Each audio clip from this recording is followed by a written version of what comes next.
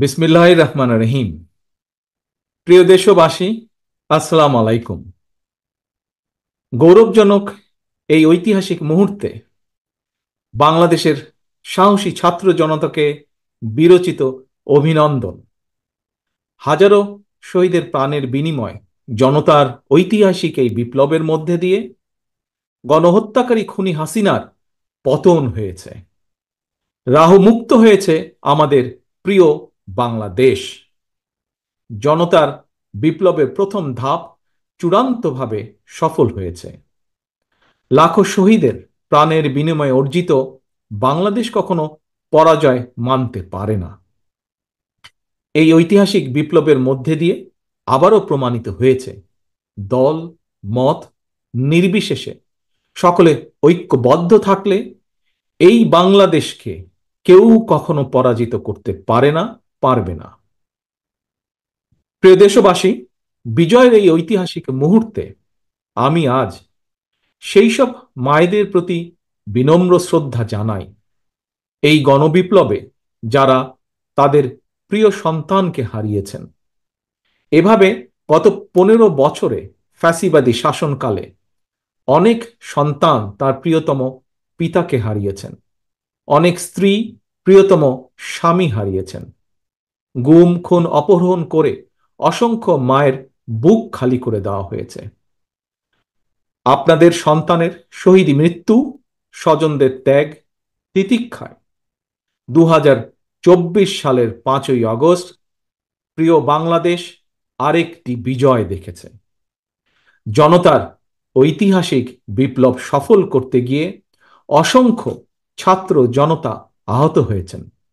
বাসায়, হাসপাতালে কিংবা ক্লিনিকে চিকিৎসাধীন যন্ত্রণাবিদ্ধ সময়ে সমস্ত ভালোবাসা নিয়ে আপনাদের পাশে আজ সারা বাংলাদেশ।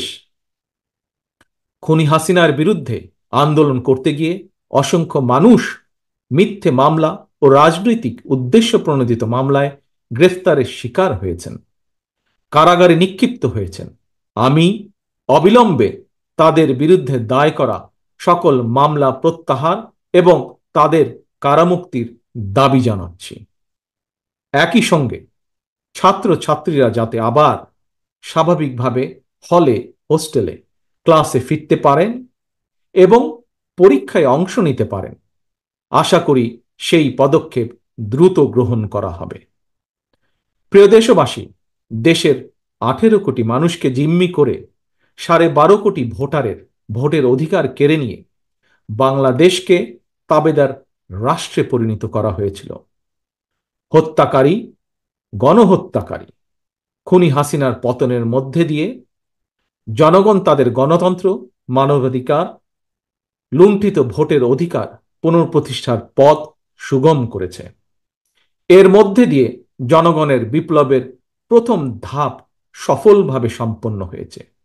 এরপর একটি অবাধ সুষ্ঠু নির্বাচনের মধ্য দিয়ে যেদিন দেশের 12 কোটি ভোটার নিরাপদে নিশ্চিন্তে ভোট দিয়ে জনগণের কাছে জবাবদিহিমূলক সরকার প্রতিষ্ঠা করতে পারবে, রাষ্ট্র, সরকার, শাসন প্রশাসনে মুক্তিযুদ্ধের মূল মন্ত্র সাম্য, মানবিক মর্যাদা প্রতিষ্ঠিত করতে পারবে, সর্বোপরি একটি গণতান্ত্রিক বৈষম্যহীন রাষ্ট্র সমাজ গড়তে পারবে, তখনই জনতার ঐতিহাসিক বিপ্লবের চূড়ান্ত সফলতা আসবে। প্রিয় দেশবাসী, জনতার ঐতিহাসিক বিপ্লবকে চূড়ান্ত লক্ষ্যে পৌঁছতে তাই যথাসম্ভব দ্রুততম সময়ের মধ্যে একটি অবাধ, সুষ্ঠু, নিরপেক্ষ নির্বাচনের আয়োজন করতে হবে। জনগণের দ্বারা নির্বাচিত প্রতিনিধিদের কাছে দ্রুততম সময়ের মধ্যে অবশ্যই ক্ষমতা হস্তান্তর করতে হবে। একটি বৈষম্যহীন গণতান্ত্রিক বাংলাদেশ প্রতিষ্ঠার লক্ষ্যে একটি অবাধ, সুষ্ঠু নির্বাচন আয়োজনের জন্য বিএনপি সহ বাংলাদেশের প্রতিটি গণতান্ত্রিক রাজনৈতিক দল সব রকমের সহযোগিতা করবে। প্রিয় দেশবাসী, এবার আমি আপনাদের কাছে একটি বিনীত আহ্বান রাখতে চাই। বিজয়ীর কাছে পরাজিতরা নিরাপদ থাকলে বিজয়ের আনন্দ মহিমান্বিত হয়।